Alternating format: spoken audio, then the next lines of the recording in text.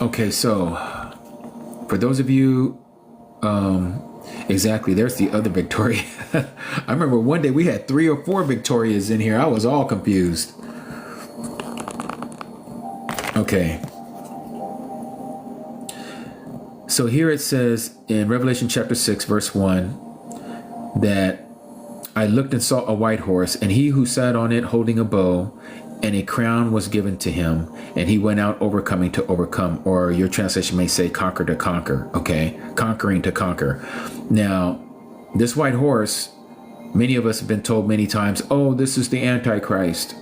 It's not the Antichrist. This was the thing that people were taking that was the, into the shoulder. Yeah, that was this. C19. Okay, you guys can read between the lines. So just to show you that this is what it is, this is Revelation chapter 6.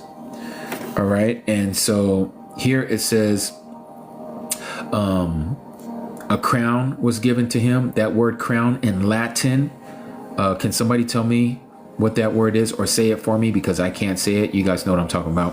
What is crown in Latin?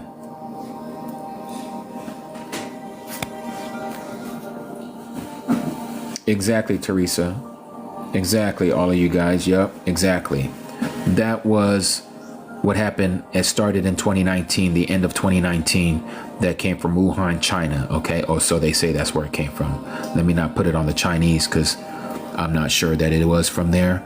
Whichever way it came, it was definitely Yahuwah that allowed that to come about. All right. That was the first seal. Okay. And just to show you that it was the first seal, I want you to see this. Okay, so we're going to look at the etymology, or the Strong's Concordance number for the crown. The bow. So let me blow this up a little bit so you guys can see it a little better. Now notice here, verse 2, and it said that he had a bow. Look at this word bow. You see that word there? Toxon. That comes from the word, in the English, we use it. We get it from the Greek word toxon. It actually means toxin. If you look up the word toxin, it'll bring you back to this etymology that it was from the Greeks that we use the word toxin, which is a poisonous organic substance. Okay. So if you put the 2 and 2 together, the thing called the that they put into people, and the name of the word crown, okay, the Latin word, which again, we use the Latin word for all of our medical terminologies here in the United States, all right, like cephalitis and all these terms that we use here in the United States when it comes to the classification of medical diseases and stuff. They usually use a Latin name for it, and one of those was that thing called that was, while they were trying to get rid of it. Okay, so that was the first seal. All right, so we are in the last days. That's the starting. And what do you know right after that? What happened? We get the second seal. And when he opened the second seal, I heard the second living being saying, come and see. And I saw another horse, fiery red, went out, and it was given to the one who sat on it to take peace from the earth, and that they should slay one another. And a great sword was given to him. So this sword that was given to him is the war. Okay. And they are to slay one another. This has already started. It started in 2022. Okay. So the first seal happened, and right after the first seal, the second seal has been broken, and it's only going to get bigger. We're in a reprisal right now because we got this new president, and it makes it seem like everything is hunky-dory and all of that, but it's about to jump off. So right now, this is a kind of a calm before the storm, if you will. Okay. And so the red horse is going to jump off. Now, after the red horse jumps off, this is where it's going to get really bad, because the outcome of the second seal is the third seal. This is the outcome of the world war. I heard the third living creature say, or being say, come and see. And I looked and saw a black horse, and he who sat on it holding a pair of scales in his hand.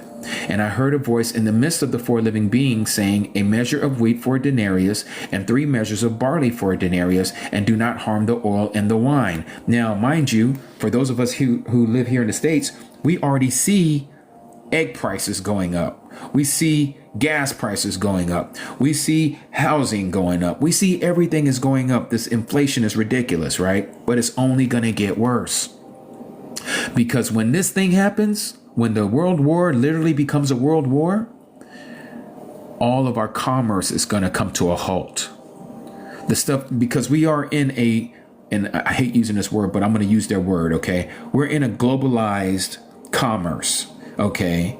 One helps the other country helps the other country, right? So we're all getting stuff that is being shipped or being brought in by boats or being trucked in by semis. When this happens, everything is going to go up. In fact, some of the land, some of the field is going to be decimated by these things that are going to be dropping, these boom, boom, these Oppenheimers, okay? When they drop, they're going to destroy farmland. They're going to also contaminate farmland and water for that matter. Okay, so that is going to be the outcome of that. So then here's the next outcome, which is after this.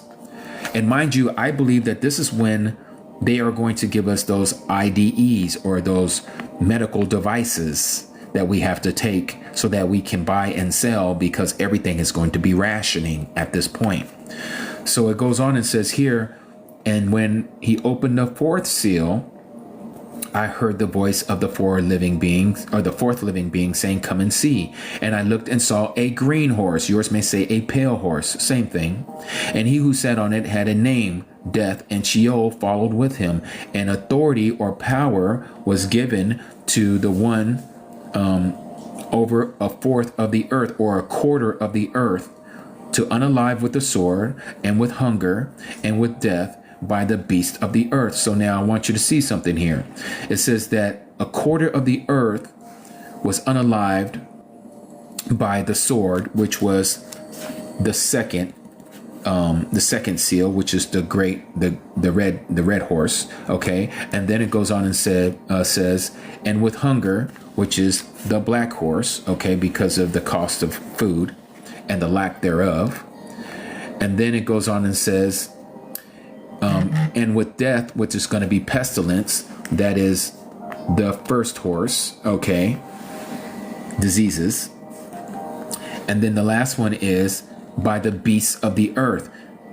I used to think that this was talking about animals. This is not talking about animals. This is talking about politicians. This is talking about leaders, okay? Just like here in the book of Revelation, when we go to chapter 13, what does it say there in chapter 13? And I saw a beast coming up out of the sea, and having 7 heads and 10 horns, and on his horns 10 crowns, and on his heads names of blasphemy. Okay, and it's describing this beast. But it says here, and I saw one of his heads as having been slain to death, and the deadly wound was healed, and all the earth marveled after the beast. Well, this is the anti-Messiah. Okay. And they worship the dragon, which we know is Lucifer, that is the dragon, Satan, who gave authority to the beast. That's the false Messiah, okay, the anti-Messiah. And they worship the beast, saying, who is like the beast, who is able to fight with him, okay? And notice here it says, what? And he opened his mouth and in blasphemies against the mighty one, and blasphemed the name of his tent and those dwelling in the heavens. But see how it says here that he was able to wage war against the set apart ones. Where is it here? I'm looking for it. Oh yeah, here it is. Verse 7. And it was given to him to fight with the set apart ones, that is the saints, the Kadashim, and to overcome them. And authority was given him, that is to this beast, to every tribe and tongue or language and nation. Okay, so when you read Revelation chapter 6, when it's talking about, and they were unalived by these beasts, plural, it's talking about the other politicians along with this anti-Messiah. So they're going to unalive 1/4 of the earth's population in this 4th seal. So let's just do the math for a second, and we're going to use round numbers. Apparently, according to the internet and people, the World Health Organization and all this through the UN Charter, they're saying that there's about 8 billion souls on this earth right now. 8 billion with a B. If you do the math, a quarter of 8 billion is 2 billion people. So if you have 2 plus 2, which is half, and then another 2 plus 2, that's a whole, right? So 1/4 of that is 2 billion people gone. Just to put that into perspective, the United States population is only 330 million something plus people. We're talking about 2 billion. Okay? So this means there's going to be mass destruction on this earth, and a lot of people are going to be gone. This is how they're going to bring in this golden age that was just introduced just a few days ago. Okay? I don't want to say too much about that, but you guys know what I'm talking about. This leader was talking about how they're going to bring in the golden age. Well, if you look up the word golden age and put in Lucifer right behind it, you're going to find it on the internet what it's talking about. They're getting ready to bring the Luciferian doctrine to the whole world. This is the anti-Messiah. We are living it, people. We are getting ready to see it literally come to fruition.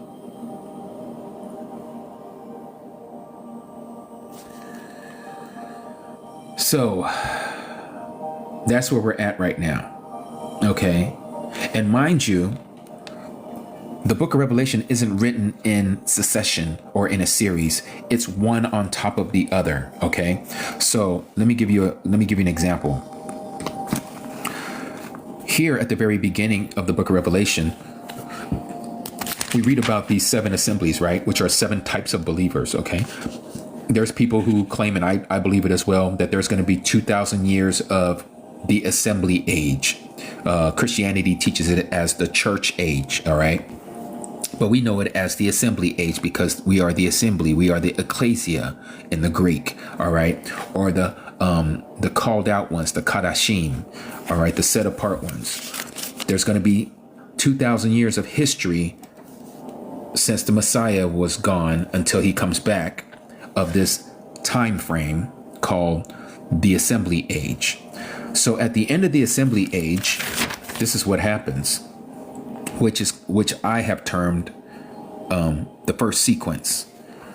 So it says here, the first sequence as it was done, it says after this, after what? After the assembly age, John, he's an archetype of the assembly of us as a whole, as the body of the Messiah. He saw a door opened up in heaven. Okay. This is after the Great Tribulation. All right. He sees this door open and it says, and he heard what sounds like a trumpet. That is, again, symbolically speaking, the last trumpet or the 7th trumpet. Okay. And it spoke with him, said, come up here. This is the command for us to be taken. This is the rapture. This is at the end of the Great Tribulation. So to show you this, to make sense of it, and we're going to come back to this, let's go to Matthew 24. What does it say here in Matthew 24?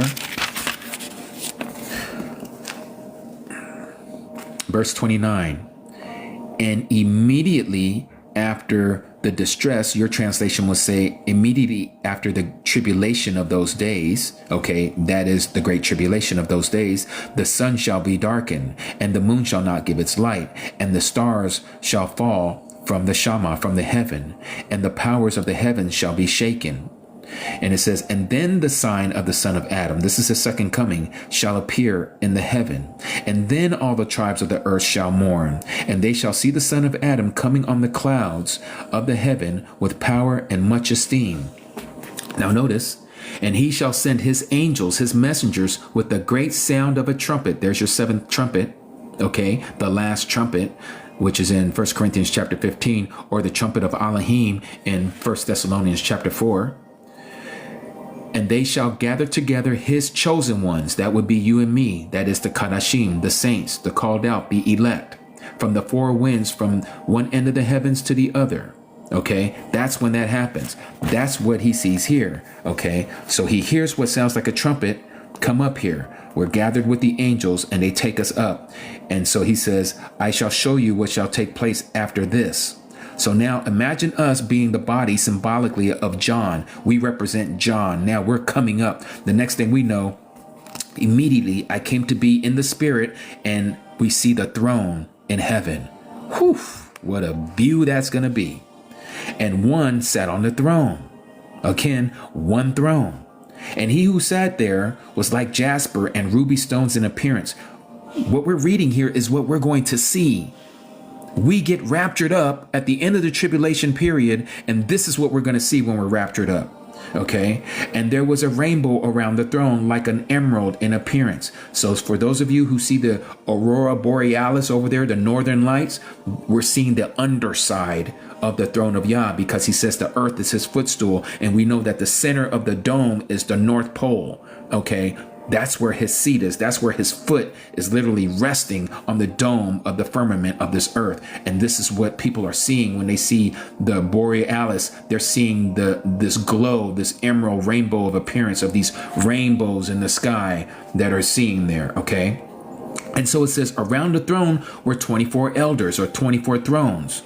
Okay. And the thrones I saw 24 elders sitting, dressed in white robes, and they had crowns of gold on their heads. Again, we're going to see them. We're going to see the 24, what would you call them? The patriarchs, if you will. Okay. And then it goes on and says, and out of the throne came lightnings and thunders and voices.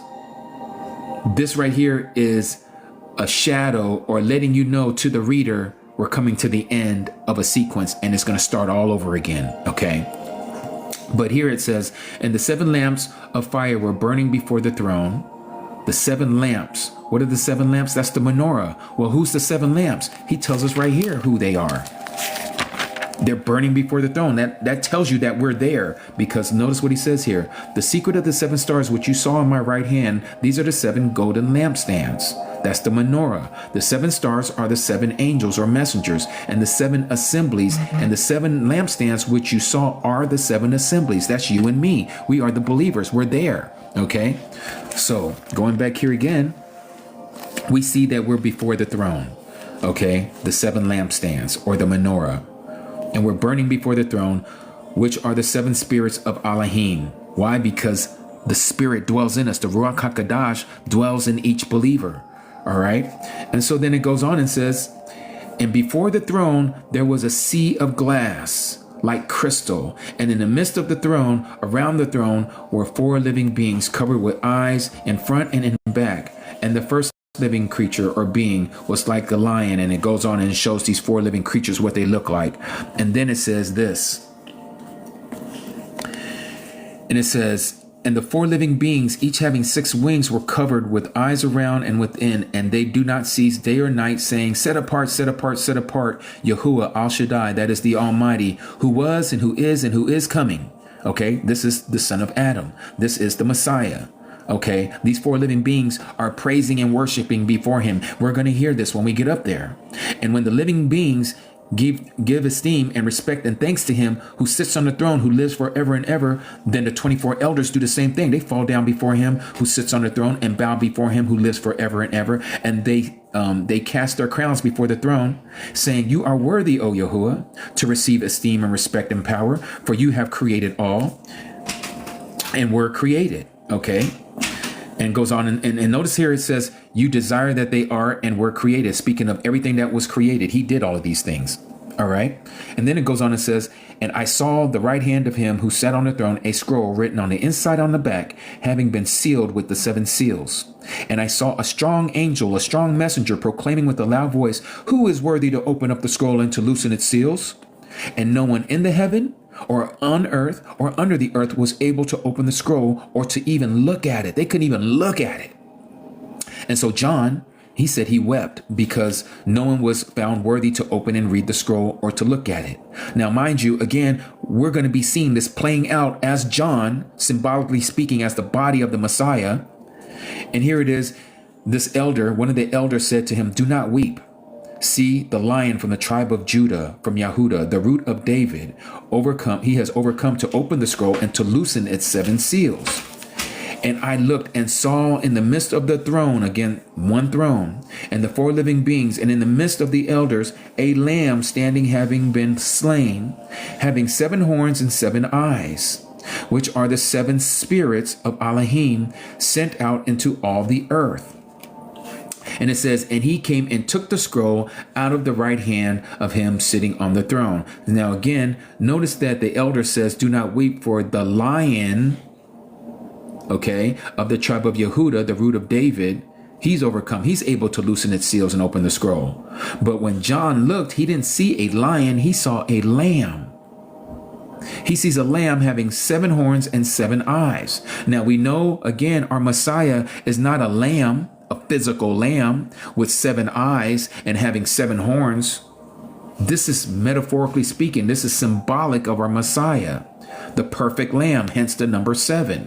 Okay, he sees perfectly, and he is the perfect lamb without any spot or wrinkle. And so it says that the lamb came and took the scroll out of the right hand of him who sits on the throne. And when he took the scroll, it says that the 4 living beings and the 24 elders fell down before the Lamb, each holding a harp and golden bowls filled with the incense, which is the prayer of the set apart ones. Now we are part of this.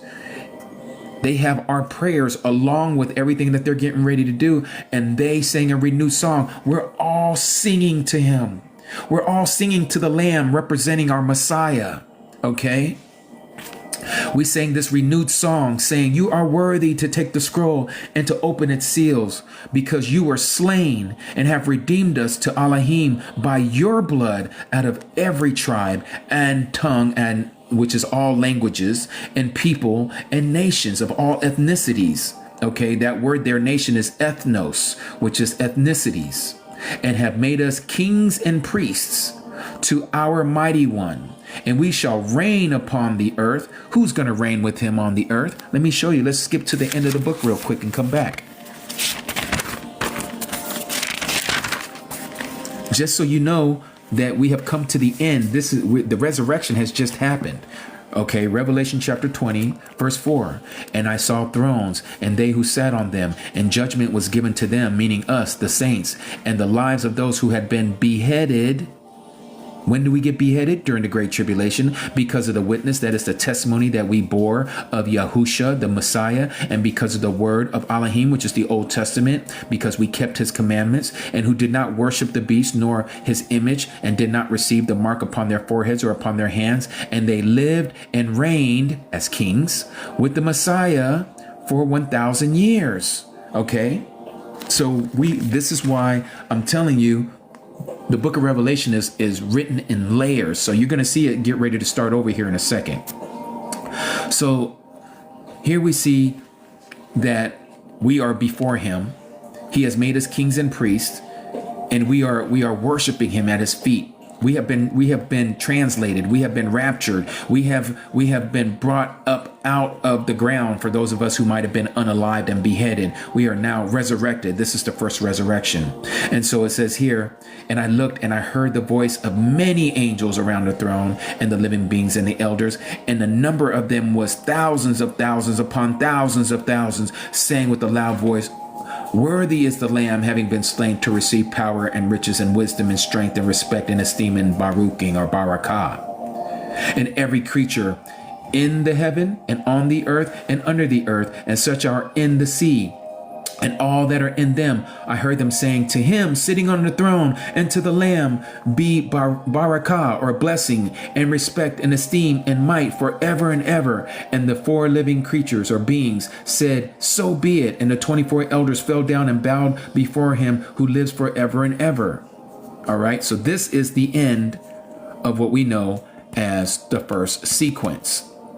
Then it starts over. Now it's going to tell you what happened that brought us to this point. So now we just spoke about these seals. Where we're at right now, we're at the 2nd seal. Now, once all this happens and we get to the 6th seal, notice what it says here. Mind you, we're being unalived here in the 5th seal for what we believe in our testimony. Praise Yahuwah. But the 6th seal says, and I looked when he opened the 6th seal and saw a great earthquake came to be, The sun became black as sackcloth of hair, and the moon became blood, and the stars of the heavens fell to the earth, and the fig tree drops its unripened figs, as it drops its unripened figs, being shaken by a strong wind, and the heaven departed like a scroll being rolled up, and every mountain and island was moved out of its place. This is the second coming. The great tribulation is over. And the kings of the earth, and the great ones, and the rich ones, and the commanders, and the mighty, and the slaves, and every free one, hid themselves in the caves and in the rocks of the mountains, and said to the mountains and the rocks, fall on us and hide us from the face of him sitting on the throne, and from the wrath of Elohim, or the wrath of the Lamb, because the great day of his wrath has come, and who is able to stand. Now, this part here tells you what's getting ready to happen. But if you don't know it, you just continue to read and you don't realize what is being told to you. This is the end of the Great Tribulation. Just to give you proof, remember, what does it say here? It says, when he opened up the sixth seal, there was a great earthquake, right? That's number one. The next thing it says that the sun became black as sackcloth of hair. The moon became as blood, and the stars fell from heaven. This right here is exactly what we read again in Matthew chapter 24. Take you back over there again. I should have had my bookmarker there so it'd be quicker. Immediately after the distress, yours will say tribulation of those days, the sun shall be darkened, and the moon shall not give its light, and the stars shall fall from heaven, and the powers of the heavens shall be shaken. And then the sign of the Son of Adam shall appear in the heavens. See, so it's filling in the blank what we're not reading or being told here. But if you understand what you're reading, then you'll see here in the sixth seal, again, there's a great earthquake. The sun became black as sackcloth, because it's only going to happen once. The sun's only going to turn black once, and the moon's not going to give its light but once, and the stars are only going to fall from the heavens once. This is the great earthquake. This is why it says every mountain and island was moved out of its place. That's that great earthquake. Okay, everything was shaken. You guys see that? Can you notice that? And so once that happens, we see that this great day of his wrath has come, and who is able to stand? Well, we're not going to be here during this time, because we're taken up before this happens. Okay? What I mean by before this happens, I'm talking about before his wrath commences upon this earth. We're going to see all of this, because everything's going to go dark. Because remember what we read here in Matthew 24, immediately after distress or the tribulation of those days, all this is going to happen. And then later we see that there's a sign of the Son of Adam coming in the clouds. And then there's going to be a great sound of the trumpet. And then he's going to come and get us. Okay, the angels are going to gather us together. This is the same thing that we read here in Revelation chapter 14. Let me back up here. Again, these are layers. And I'm going ahead of myself, but I want you to see how many times that this story is told to us. And it says here, and I looked and saw a white cloud. And sitting on the cloud was one like the son of Adam. This is the rapture. This is what's getting ready to happen. Having on his head a golden crown, and in his hand a sharp sickle. And another messenger or another angel came from the dwelling place or from the temple, crying out with a loud voice to the one sitting on the cloud, send your sickle and reap, because the hour has come for you to reap, because the harvest of the earth is ripe. This is when the wheat is harvested. We are the wheat, not the tares. And the one sitting on the cloud thrusted in his sickle to the earth, and the earth was reaped. This is when we're taken. This is the first resurrection. Notice the second reaping that happens. This is when we come back. It says, and another messenger came out of the dwelling place, which is in the heaven, and he too had a sharp sickle. And another messenger came out from the slaughter place, having authority over the fire, and he cried with a loud cry, having a sharp sickle, saying, send in your sharp sickle and gather the clusters of the vine of the earth, because her grapes are ripe. Notice what it says here. And the messenger thrusted in his sickle into the earth and gathered the vine of the earth and threw it into the great winepress of the wrath. There's the key word of Elohim. We're not here for that. That's the wrath of Elohim. So when we read this in Revelation chapter 6, where it says, because of the great day of his wrath has come, who is able to stand? We're not here for that. We have not been called to be a part of that wrath. What is that wrath? I'm glad you asked. It's right here, Revelation 16. It's called the seven bowl judgments. And it says here, And I heard a loud voice in the dwelling place saying to the seven messengers, go and pour out the bowls of the wrath of Elohim on the earth. We're not here when all these bowls are poured out. We're not here for that. But we're here for the 6 seals, because the 7th one, we're not here. We're here for the 7 trumpets, because we're going to hear the 7th trumpet. But we're not here for the 7 bowls. Do you guys follow so far? And again, we can get into this, but it's such a long and exhaustive study. But to show you how many times that this story is told over and over again in the book of Revelation, every time you see this, you know you're coming close to the end of another sequence that is going to start the story all over again. When it talks about the lightnings and the thunders and voices, you know you're coming close to the end. You'll read it again here. And there were noises and thunders and lightnings and earthquakes. You come to the end again, okay? Because then we start the trumpet. The trumpet, it starts all over again. Now it's telling you from another angle what is getting ready to transpire here on the earth. And then we read it again right here. This is at the end of the 7th trumpet, because we know what the 7th trumpet is. It's the last trumpet. Okay, the last trumpet that Paul talks about in 1 Corinthians chapter 15. Notice what it says here. Because the last trumpet is the resurrection, okay, which there's only 7 trumpets. And so this would be the last trumpet. And it says, and the 7th messenger or the 7th angel sounded, and there came to be loud voices in the heaven, saying, the kingdom of this world has become the kingdom of our master and of his Messiah, and he shall reign forever and ever. And the 24 elders sitting before Elohim on their thrones fell on their faces and worshiped him. This is the same thing that we just read in Revelation chapter 5, when the 24 elders casted their crowns before his feet, who sat upon the throne, who lives forever and ever. And now we're told what they say here.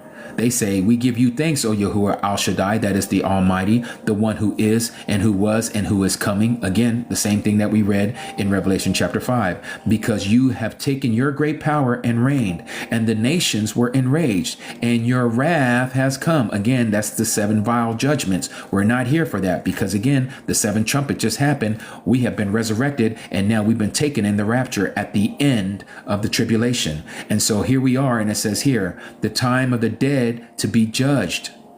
That's the resurrection. Time of the dead to be judged. And it's telling you who the dead that are judged, to give reward to your servants, the prophets, and your saints, the set apart ones. This isn't everybody who's getting resurrected. This is the first resurrection. These are those who are part of the first resurrection.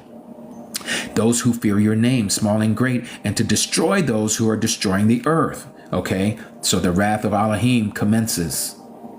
And so you see here, and it says, and the dwelling place of Elohim was open in the heaven, and the ark of his agreement was seen in the temple, or the dwelling place, and there came to be lightnings and voices and thunders and earthquakes and a great hail. And now the story starts all over again, but now from a different angle. And now it talks about what's going to happen when the 144,000 are taken, and they're going to be taken before the great tribulation, because they're the ones that's going to go, the 144,000, to a place that's prepared for them for 1,260 days or 42 months. And we know where they're going. They're going to Mount Zion, which speaks about it here in Revelation 14, that they were taken to Mount Zion, which is heaven.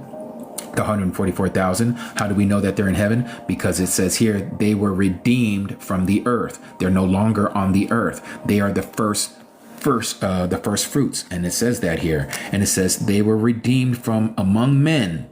How are they redeemed from among men? Because they were taken, like it said earlier, they were taken from the earth. They were the first fruits, just like the tithe. They were the first fruits. Each one is to be resurrected according to their time, each in his turn. So the Messiah was the first, and then it's going to be the 144,000, and then it's going to be us with the 2 witnesses. Okay, so we're going to be brought up. And so that's when all of this happens. And so once you get to the end of that, you read again. Where is it? Then after you go through all of this, it talks about, and there came to be noises and thunders and lightnings, and there came to be a great earthquake. So we come to the end again of the next sequence. Okay, and so once that sequence is done, then we see what's going to happen. It starts all over again. Now it's talking about, now it zeroes in on the Roman Catholic Church and all those who followed her, which is Christianity. That's what I was talking about earlier today, for those of you who are here, and how she's going to be judged. And it's going to be a great fall of the Vatican and of the United States and of London. These three-headed monsters, they're going to be taken out all together in 1 hour. They're going to be done. They're going to be completely obliterated. All right. And so once that is done, then here we come at the end. Now it's telling you what's going to happen after the 7 vial bowls and judgments. What happens? Armageddon happens. Now we're going to come and destroy the militaries that have gathered themselves together to wage war against the Most High. All right. That's when we see, it says here, and I saw heaven opened, and there was a white horse, and he who sat on him was called Trustworthy and True. And in righteousness, he judges and fights. There's no 7 years of we're up there and we're having this marriage supper of the Lamb like Christianity teaches. And then we come down after 7,000 while the world is going through, you know what? We're up there living in bliss. No, that's not in scripture anywhere. That is a lie. What we see here, and I told you guys, this is the true marriage supper of the Lamb, where it says this here. Let's see, praising and small and great. And I heard the sound of him. Okay, hallelujah, rises up. Worthy is the Lamb. Where is that passage I'm looking for? Righteous and avenges, who fears. Okay, so then it says, let us be glad and rejoice and give him praise, for the marriage of the Lamb has come, and his wife prepared herself. And then it says here, verse 9, right, blessed are those who have been called to the marriage supper of the Lamb. Okay. And he's going to tell us what the marriage supper of the Lamb, that marriage supper of the Lamb is not 7 years up in heaven, what people have been talking. No, this is getting ready to commence at the battle at Armageddon. And so it says here, and it says, and I saw heaven open. This is what I was reading. And him who sat on this white horse, and he who sat on him was called Trustworthy and True. That's our Messiah. And righteousness he judges and fights. And his eyes were like the flame of fire, and on his head were many crowns, and having a name that has been written, which no one had perceived except himself. So no one else knows this name but himself. And having been dressed in a robe dipped in blood, and his name is called the Word of Yahuwah. That's the Old Testament. And the armies, that's you and me, because remember, we have already been resurrected. The last trumpet has already been blown, the seventh trumpet. We have been resurrected. We are in our immortal bodies. We are no longer corruptible. We are incorruptible bodies, incorruptible beings. And it says we are dressed in fine linen and white and clean. And we followed him on our white horses. Okay. And again, this is symbolic of some type of vehicle that we're going to be flying in. Okay. And it says, so the armies of the heavens, we are dressed in this fine linen. And it says, and out of his mouth goes a sharp sword. This sharp sword is his command to his army, that with it he should smite the nations, because we become his battle axe, as it says in the book of Joel, chapter 2. And he says, he shall shepherd them with a rod of iron, and he treads the winepress, which is the fierceness of the wrath of the Almighty. Again, the wrath of the Almighty. We just read about the winepress of the fierceness earlier in Revelation chapter 14. Just to remind you guys, let's go back there for a second. Remember this other sickle that was thrusted, and it says, send in your sharp sickle and gather the clusters of the vine of the earth, because her grapes are ripe. And so he sent in his sharp sickle, he thrusted it in, and it says, and he threw it into the great winepress of the wrath of Elohim. And the winepress was trodden outside the city, and the blood came up to the winepress, up to the bridle of a horse's mouth. All right, which is 1,600 stadia. This is about 300 miles of nothing but blood as far as the eye can see, because this is the battle at Armageddon, because they are getting ready to wage war against our Messiah and against the saints. And so here we are. It says down here, and I saw one of the messengers standing in the sun and cried with a loud voice, saying to all the birds, that's you and me, that fly in the midst of heaven, come and gather together for the supper of the great Elohim, to eat the flesh of sovereigns, that is kings, and the flesh of commanders, and the flesh of strong ones. This is the military. And the flesh of their horses, not that we're actually eating their vehicles. Okay, this is all symbolism.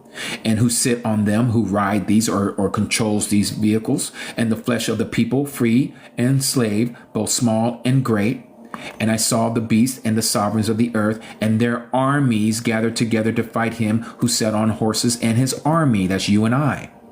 So this is the battle at Armageddon. This is when this commences. Okay. And so it says that, and the beast was seized, and him with him the false prophet. So the anti-Messiah and the false prophet are both caught up together, and they're caught. But it says also they led the whole world astray by this mark of the beast and those who worshipped his image. But these two, before anybody else, they are the first ones to be thrown into the lake of fire. They're in there 1,000 years before anybody else goes. They're in there already burning. All right. They're not there right now, but I'm saying when this happens, they will be. Okay. So then it says, and the rest were unalive with the sword, which came from the mouth of him who sat on the horse, and all the birds were filled with their flesh. Again, that's you and me. We are going to be filled to our belly, to our satisfaction, to unalive all these people. And so this commences and goes with the book of Joel. So let me read the book of Joel for you real quick.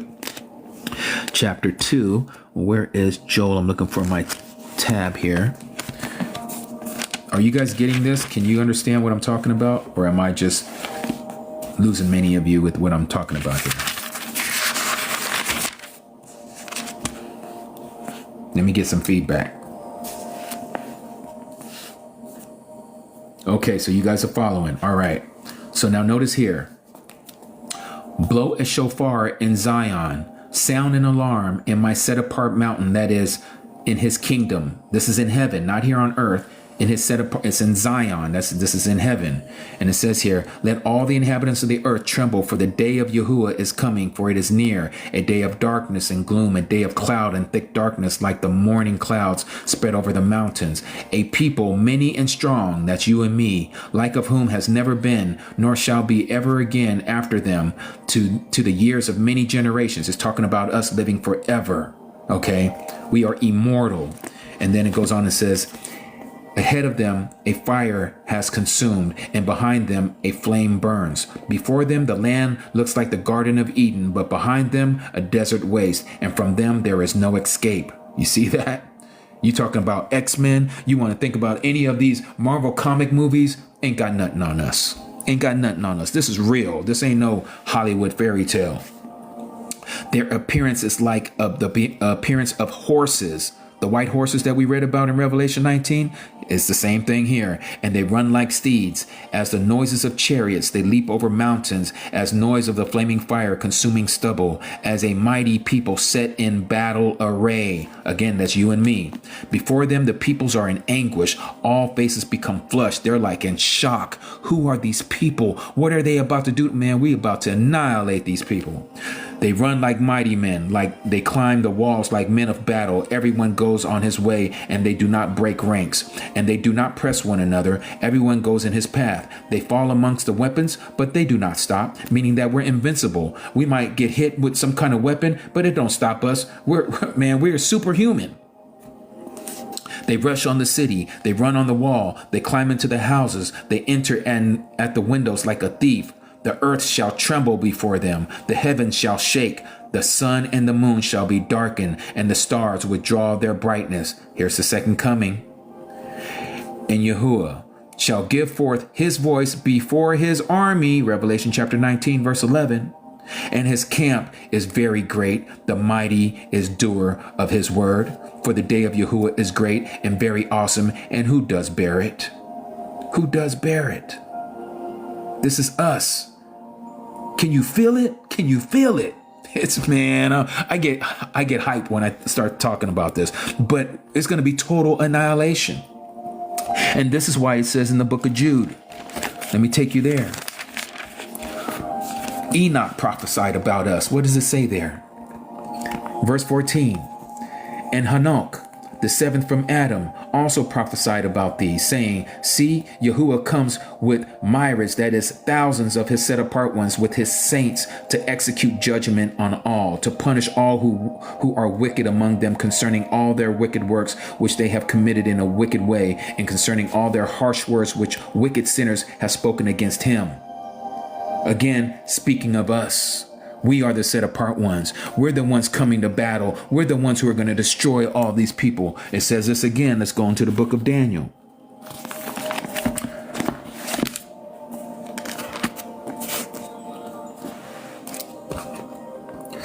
Daniel chapter 7. Let me start from here. This is what he said about the fourth beast.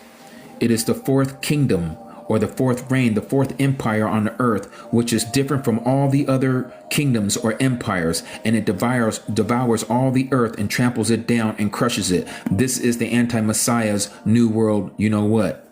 And it says, and the 10 horns are the 10 kings. These are the 10 beasts from this kingdom. They shall rise, and another shall rise after them. That is the anti-Messiah. And it is different from the first ones. And it humbles, or he throws down 3 of the kings. And it says, and he speaks words against the Most High, and it wears out the set apart ones. He's going to wage war against the saints of the Most High. This is during the Great Tribulation. And it intends to change the appointed times in the law, and they are given into his hand for time, times, and half a time, or 1,260 days, or 3.5 years, or 42 months. But notice what it says here. But then the judgment shall sit, and they shall take away its rule, that's you and me, to cut off and to destroy unto the end. And the reign and the rulership and the greatness of all the kingdoms are under the heavens shall be given to the people, that's you and me, the set apart ones of the Most High. His reign, or his kingdom, is an everlasting kingdom, and all rulership shall serve and obey him. That's us, the Kadashim, the Natsarim. We're going to be, we're going to tear it up. Because Yahuwah is going to give it into our hands. He is going to allow us to wage war against all of these people who have been laughing at us and mocking at us. Because at that point, Yah is going to allow us to have the avenge. Avenge is mine, saith Yahuwah. He's going to avenge. He's going to revenge. But guess what he does? He gives it into our hand. We shall rule with a rod of iron. Isn't that what he said in Revelation chapter 3? Yes, he did. Yes, he did. And so there's many of this. There's many of this.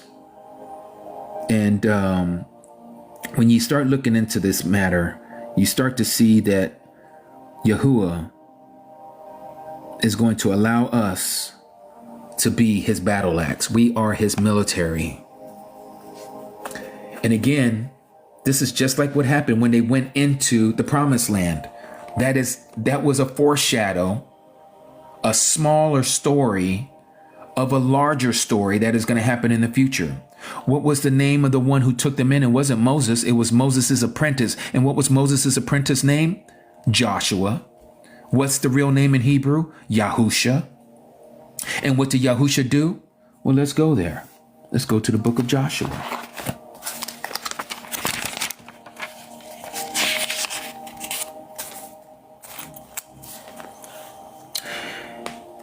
And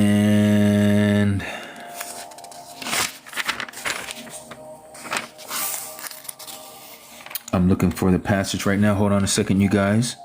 All right, here it is. Yes, Ahmad, let's go.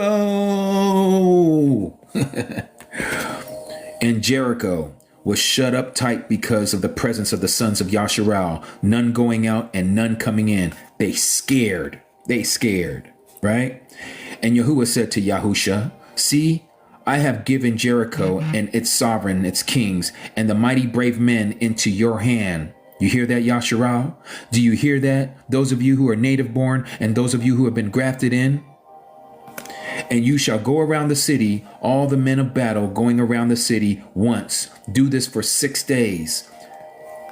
And let 7 priests bear the 7 shafarots, which is the shofars of the Yobalim, that is the ram's horn, before the ark. And on the 7th day, notice on the 7th day, that's when the millennial reign is going to kick in, symbolically speaking. Go around the city 7 times while the priests blow with the shofarot. And we just read that in Joel chapter 2. Blow the shofar in the mount of Yahuwah in Zion. And it shall be when they make a long blast with the horn of the Yobal. And when you hear the after the ark going on and blowing with the shafarat. Whoo-wee, man. I'm telling you, in the land, we're in our captivity.